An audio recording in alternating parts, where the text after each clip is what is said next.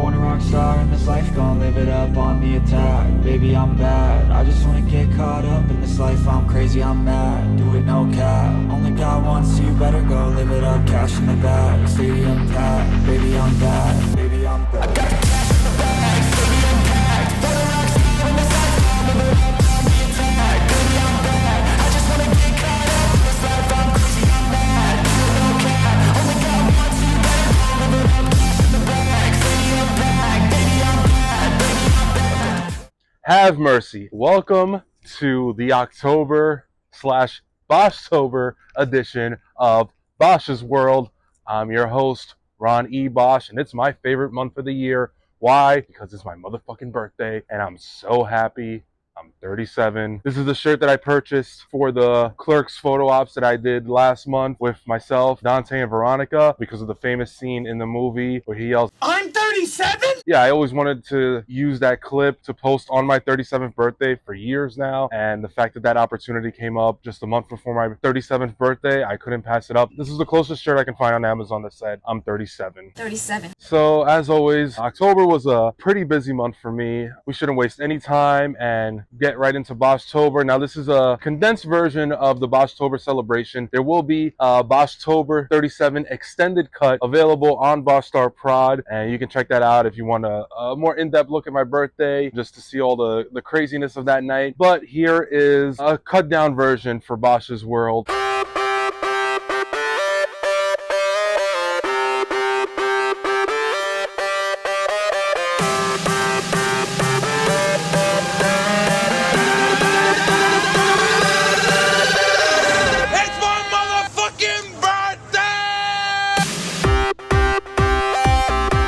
Okay, so as you all know, this is my favorite time of the year. It is Boschtober. Well, this year, first, I planned to go to Escape. That didn't work out. Then I wanted to do Republic Latin Fusion. I wasn't also thrilled about that place. So finally, I decided to go to the Lorelei Beer Garden in the Lower East Side. We had a table in the back for 8 of us. I had pretzels. I had these margaritas that were in a Patron bottle with a little straw going through it. It was myself. It was April, Cheyenne, Malik, Miguel, Gigi, Ivan, Tina, Tom. We all had a great time. We hung out there for a few hours, maybe till like a little after midnight. At one point, I even took Cheyenne's phone and took a bunch of pictures and videos.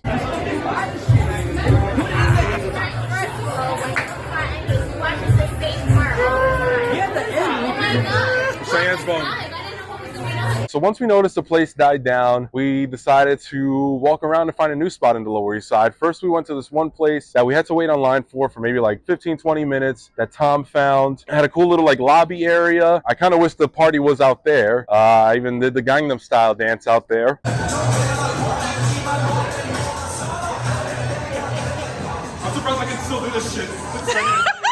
But I think once we looked inside and we saw the bar was like tiny but like super packed, I was like, I'm not doing this. I can't stay here. Fucking packed in there. Let's get the hell out of here and find another place. So we walk around the Lower East Side looking for another spot, and we end up at Sweet and Vicious. First we get in there, it is a bit crowded, and I'm like, oh god, here we go again, another crowded spot. I got a Long Island iced tea, and I was like, you know what, let's hang out here for a bit. The music is great. Luckily, April and Gigi found a spot in the back that was empty, had a big couch there, big booth, and we were able to just hang out there and sit there. We asked, hey, is this reserved? Is anybody back here? They were like, nope, and I was like, all right, we're just gonna hang out here. So we hung out back there and just danced, had a wonderful time.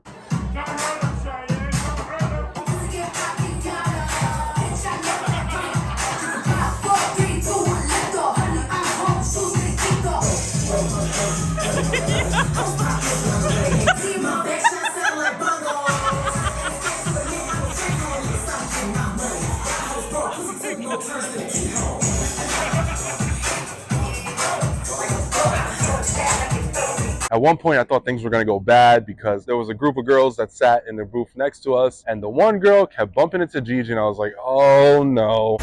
We're going to start problems. Gigi's going to slap this girl, and then we're going to get kicked out. We're too old for this. But luckily, as Gigi said, but I didn't mollywop her. I'm very proud of her. Also, at one point, I was posing for a photo, and I don't realize these two guys are like behind me trying to photobomb me. And the way I just turn around and stare at these guys like Like, this is the worst possible thing you can do to me, is photobomb me. You just see like death in my eyes.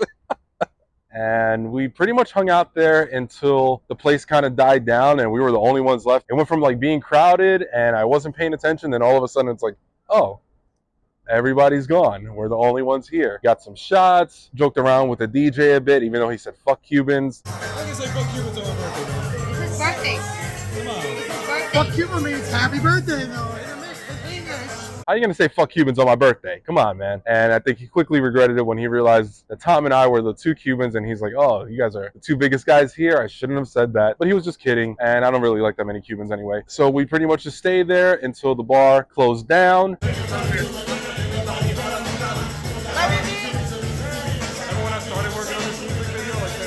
Happy birthday to that guy. That guy. That guy.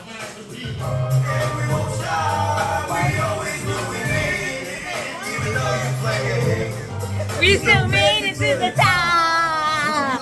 Puerto Ricans and we won't stop. We always do, we make it. Every though we play, you hate it. We still made it to the boys. Cheyenne Ortiz. Follow him. Bosch. Mr. Purple's best wishes. No, what do you? No. Fuck you. Oh, that's right. Bosch stars. I'm 37, putting all these kids to shame. Nobody's here. I'm the only one here. Me and my party. Put all these 20-year-olds to fucking shame.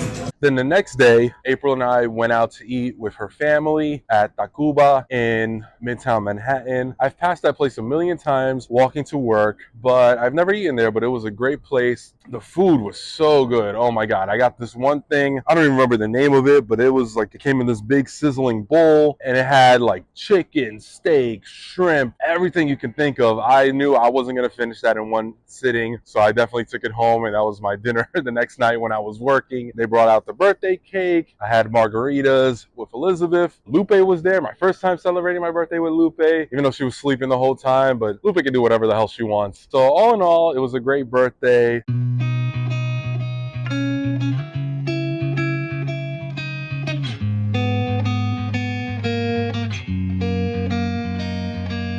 So for this month's vulnerable moment, I think as I get older, I realize it's not about like having the most people or it being at like the craziest spot or anything like that. I think it's just about like having the people that mean the most to you and the people that are consistently there for you. Like April's family, as far as my birthday. April's there every single year since my 20th birthday. Cheyenne's always there no matter what. Gigi, Malik, Miguel, Ivan, Tina, they've all been consistent at my birthday. Tom, over the last several years. As I get older, I just realized that's what it's all about, is just having the most important people there. And it took me a long time to come to terms with that, because I would focus on like, oh, I invited 50 people, but only 10 showed up. Where now I look at it as, hey, 10 people took time out of their busy schedules to come and celebrate my birthday with me. We all have lives, we all have families. These people took time out of their days to spend a few hours with me and celebrate with me, knowing how much it means. So I appreciate all of you that showed up. Another Boschtober for the books, cause it's my motherfucking birthday.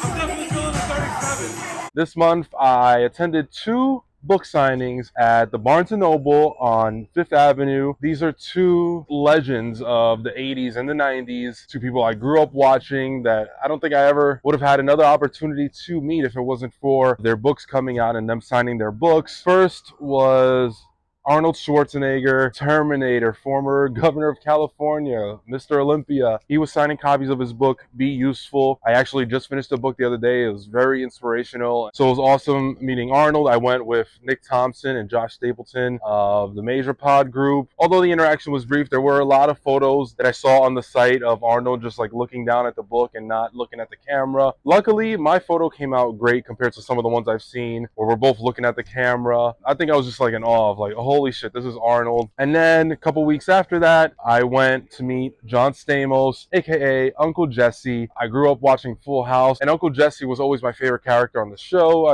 He was just one of those people like, damn, when I grow up, I want to be like him. Even meeting him now, he looks incredible for somebody who can be my father, yeah, he definitely put me to shame, but it was awesome meeting John Stamos. I am definitely looking forward to reading his book once I finish with Brittany's book, which also arrived on the same day. So I'm pretty much set for the rest of the year as far as my physical books are concerned. So one of the things that always conflicts with my birthday, or I should say my birthday always interferes with, is Comic-Con. It's either the reason that people can't make it to my birthday, or my birthday is the reason I can't attend. So I was excited this year because it was actually happening the week after my birthday for the first time. So I was like, oh my God, I can actually make it. I've only been there once. I went 5 years ago, back in 2018. I actually went on the Thursday. I attended the panel for Boy Meets World and got to meet Ben Savage, Will Friedle, and Danielle Fishel. I was wearing a It's My Motherfucking Birthday shirt because my birthday was that weekend. I don't know why. Yeah, so it was my first time actually getting to experience some of the cool exhibits. It worked out perfectly that it was the weekend after my birthday, so I was able to attend on Sunday. By the time I decided to go, Friday and Saturday were already sold out. I went with April. It was her first time. We met up with Husvar and spent the day hanging out with him just because I feel like he's like the master of it, and he was already there every day, so he knew where everything was. I was also happy to bump into my boy Ryan with his daughter Riley and his brother Steven. I hadn't seen them in forever, so it was great catching up. And cosplay extraordinaire Chris Wayne,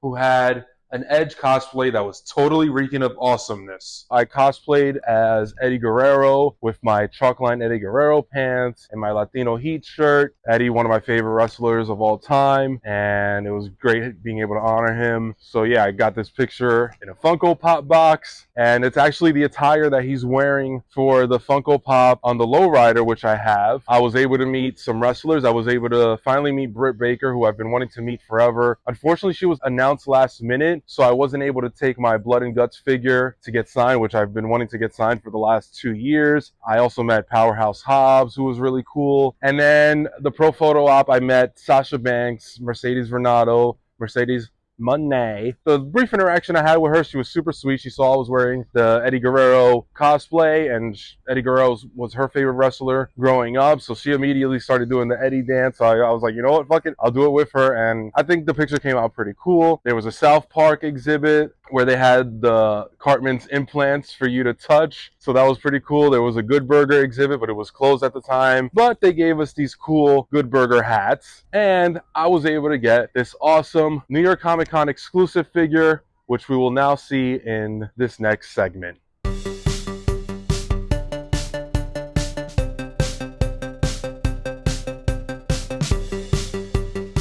Welcome to In the Bosch Cave presents purchases of the month that will end up in storage for the foreseeable future. Like I said last month, it is impossible to shoot in that storage unit.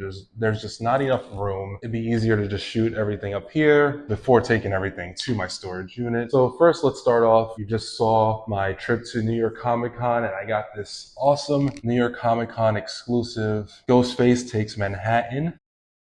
I saw Scream 6 the day it came out, and I thought it was an awesome movie. Probably one of my favorites of the franchise.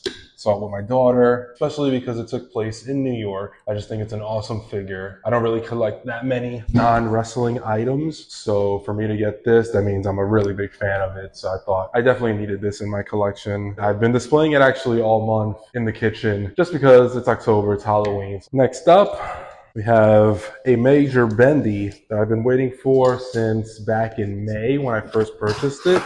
It is the SDL bendy. And I became the fattest bitch on the indies. And it comes with the card as well. So last month, this Carl Winslow Funko Pop arrived. I thought it was gonna arrive with the Urkel, but it didn't. But luckily, Urkel is here now. So here it is, Steve Urkel, Funko Pop. I've been waiting for years for them to make Family Matters. And you know what? Let's let this bad boy breathe. I dropped it. Did I do that? Family Matters, Funko Pops, Carl and Steve. So I've got a few micro brawlers as always. Here I have Jake Hager with a purple hat. I like this hat. It's purple. It's purple. Scissor Me Daddy, Daddy Ass, Billy Gunn. I already have the Acclaims, so I definitely needed Daddy Ass to complete the set. So I've got this Build-A-Figure. It is Mr. Perfect in the suit with the Mr. Perfect on the back. Okay, I also got this card from Topps, also not wrestling related. Danielle Fishel card. aka Topanga. And last but not least, I'm wearing this WrestleMania 12 shirt from 2800 Studios. This is sentimental because, first of all, I wore a WrestleMania 12 shirt for my 6th grade class picture. Look at that hairline. I did get into wrestling right before WrestleMania 11, but this was like the first Mania I really got like behind the hype for and was rooting for Shawn to win the belt. So I definitely had to get this for the future Bosch cave. It is basically a flag with the same design as I have on the shirt. Here it is. And this was also the main event for my first house show. It was Shawn Michaels and Diesel versus Bret Hart and The Undertaker. So these are like 4 of the guys that got me into wrestling. So this was definitely going to be a cool thing to display. If I could, I would here, but I don't want to get in trouble with the building. Now back to Bosch's world.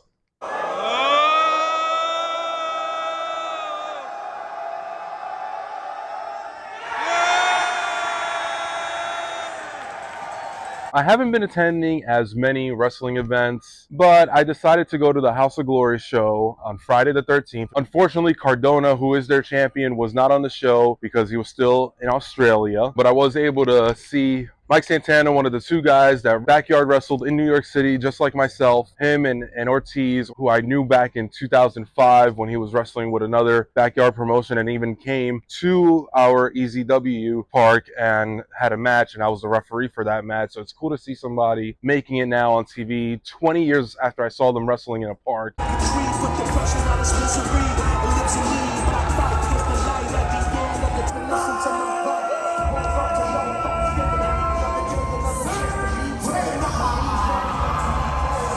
Real quick, Rocky, one of the best in the fucking world. And Mike Santana is another guy I'm a huge fan of. I was able to meet him after the match. Approaching the ring first, she is the ultimate baddie.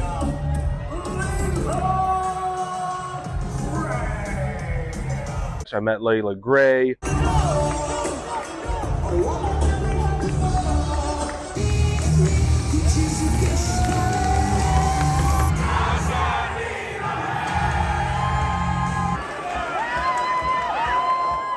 Charles Mason and Minoru Suzuki had an awesome main event. Fuck you!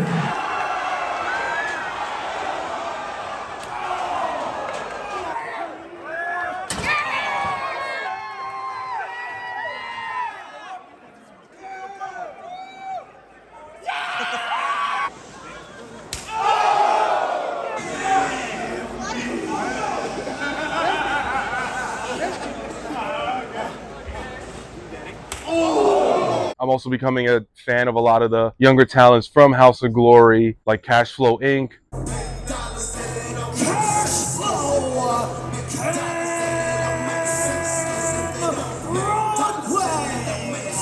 I'm a huge fan of theirs, but unfortunately they broke up during the show. I love the main event.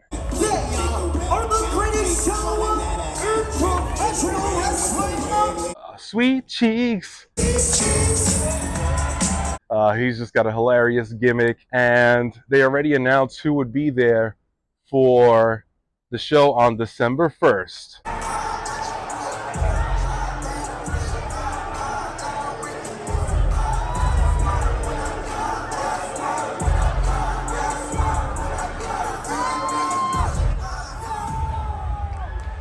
That's right. Swerve and Prince Nana will be there. That alone is already enough to make me want to go, so you'll see that covered on the December Bosch's World, as well as Mike Santana versus Matt Cardona. I don't even know who to go for in that match. Does the Major Mark in me take over, or the New Yorker in me? I don't know, but we will see. I'm looking forward to that match as well.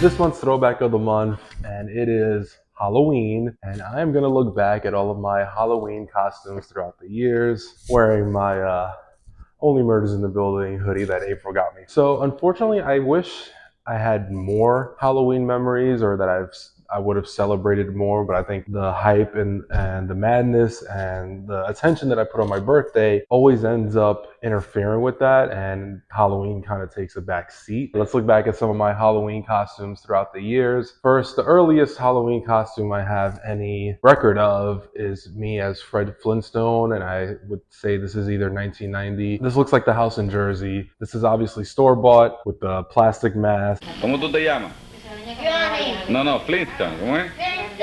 Tremenda lengua tiene. Throughout the 90s, there aren't many pictures of me or videos of me dressing up in any costumes. I have memories of just wearing like the sheet over my body and being a ghost with the two eyes cut out that my grandma would make for me. Pretty sure a few years I just wore my karate uniform from Tiger Showman's Karate and would draw like a black eye on me. 2001, this wasn't really a costume, but I borrowed Ms. Robles's Cleopatra wig and was running around calling myself Rick James.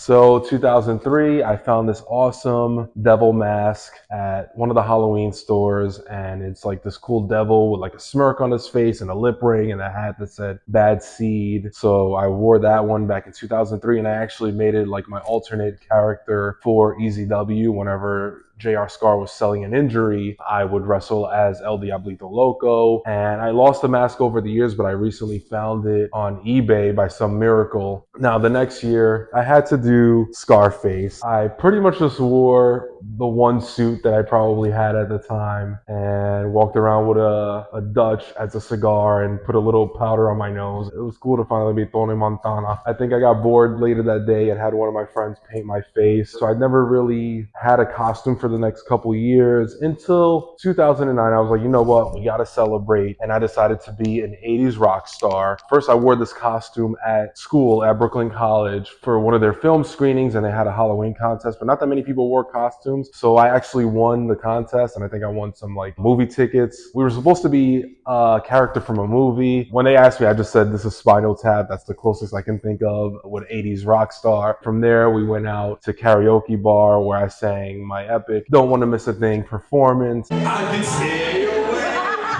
just to hear you breathing. To this day, it's one of my favorite karaoke performances. April was Snow White, so we were kind of an odd pair that evening, but I thought she looked amazing. Just because I'll never have an excuse to ever bring this up again in any of my projects, there was an interesting Burt costume walking down Delancey that evening, and I thought I had a weird costume that night. Anyways, 2010, I dressed up as Roddy Piper. I bought the costume from the store that came with the kilt and the weird like plastic chest with the leather jacket. I wasn't a fan of that, but I still wore it that evening for a party and to take Natalie trick-or-treating. I actually did tweet Piper that photo at the time, and he responded saying that he's taken plenty of pictures like that in the past, but he didn't have underwear underneath. I never had the chance to meet Piper, but Piper tweeting me back and responding to me wearing that costume is about as epic as it can get.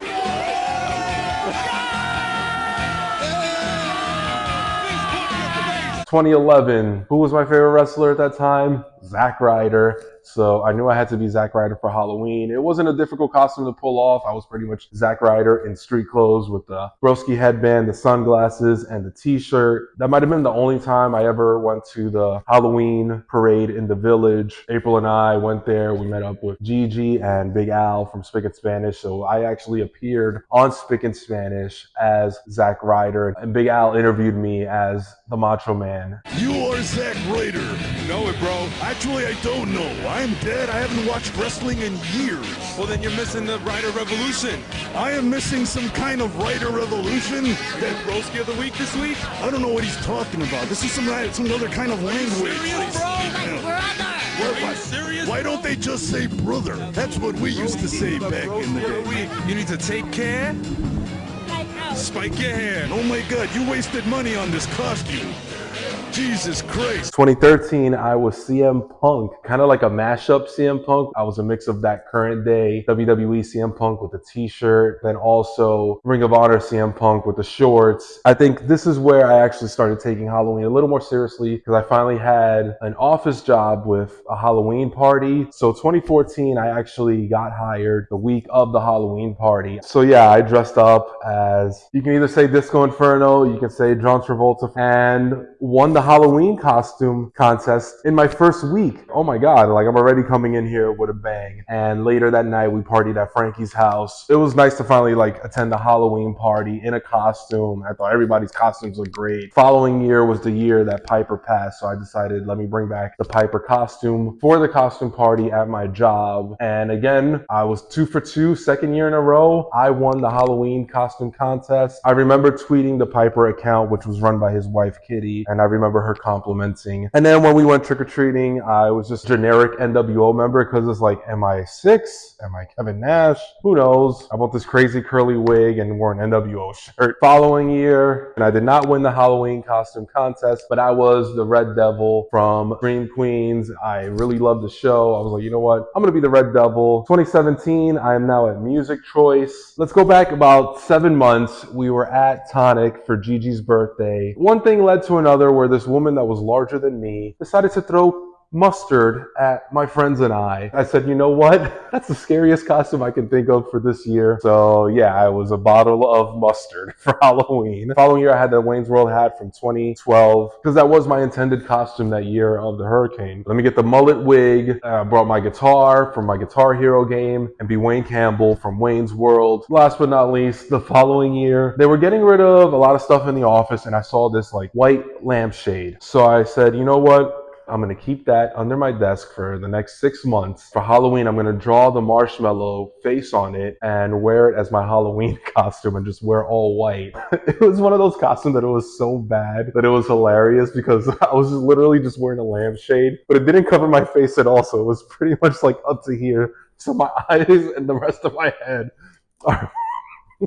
are popping out over the costume, over the lampshade. Sometimes I just do stupid shit to make myself laugh. So that brings me to 2023, this year's Halloween costume. I'm actually shooting this beforehand, so I can't really talk in the past tense. I am Ken, April is Barbie. Here is 2023 Barbie and Ken. After like 2 years, finally made it here.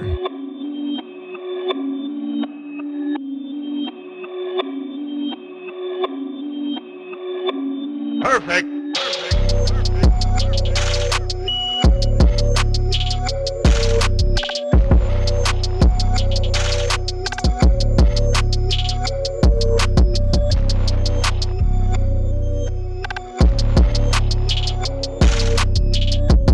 Finally at the Woo Woo, I've wanted an excuse to come here for the Speakeasy opens on the tube.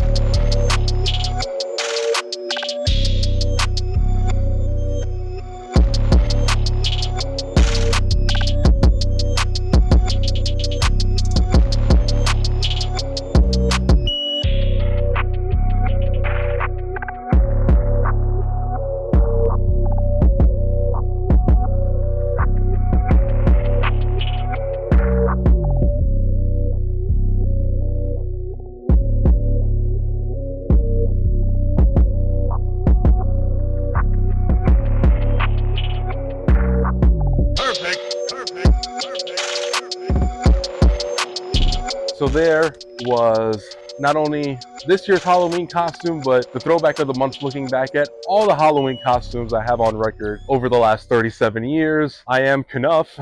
I hope you guys enjoyed my Ken costume. Somehow my beard is already back. April and I killed it as Barbie and Ken. I hope this is the first of many years that we get to pull off these awesome costumes, and I think we looked amazing and we had a blast for Halloween. Thank you everybody for tuning in to the October/Boschtober edition of Bosch's World. Be sure to follow me on X at I am the Bosch Man. You already know, 0, not an O. Fuck you, Imagine Dragons. Follow me on Instagram at BoschStarProd. I'm on Facebook, Boschstar Productions. You can get your Boschstar merch, redbubble.com/Boschstar. Be sure to subscribe to this channel to see future episodes of Bosch's World, to check out the Boschtober extended vlog, the Boschtober commercial. So thank you very much for tuning in, and I'll be back.